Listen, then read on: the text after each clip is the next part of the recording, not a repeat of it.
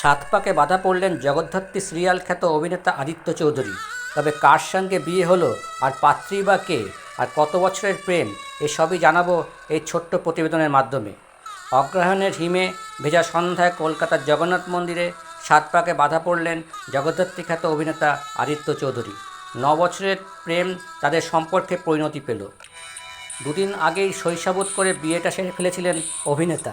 মঙ্গলবার বৈদিক মতে হলো তাদের বিয়ের অনুষ্ঠান। আদিত্য স্ত্রী পূর্বাশাও অভিনয় জগতের সঙ্গে যুক্ত রয়েছেন।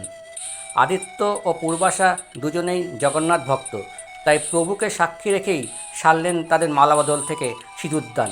তবে বৈদিক মতে এই বিয়ে হয়নি কোনো কন্যাদান। বিয়ের দিন লাল পাঞ্জাবিতে দেখা মিলল আদিত্যর, আর পূর্বাশাও পরেছিলেন লাল বেনারসি। সঙ্গে ছিল গা ভর্তি সোনার গয়না, মাথায় ছিল সোনার মুকুট আর কপালে চন্দন। বাঙালি কনের সাজেই ঝলমল করছিলেন তিনি। বিয়ের পর্ব মিটেছে, তবে মধুচন্দ্রিমায় কোথায় যাবেন দুজনে সেই সিক্রেট ফাঁস করতে নারাজ তারা। তবে সিঁদুরে রাঙা পূর্বাশায় মুগ্ধ হয়েছেন আদিত্য। দু চোখ ফেরাতেই পারছিলেন না তার বউয়ের উপর থেকে। নূতন জীবনের পথে পা বাড়িয়ে শুভাকাঙ্ক্ষীদের শুভকামনা প্রার্থনা করেছেন এই নব্য দম্পতি।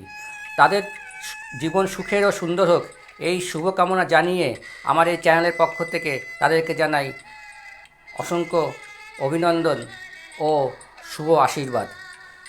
আপনারাও সঙ্গে জানান তাদের শুভ আকাঙ্ক্ষা এবং শুভ আশীর্বাদের কথা। ধন্যবাদ।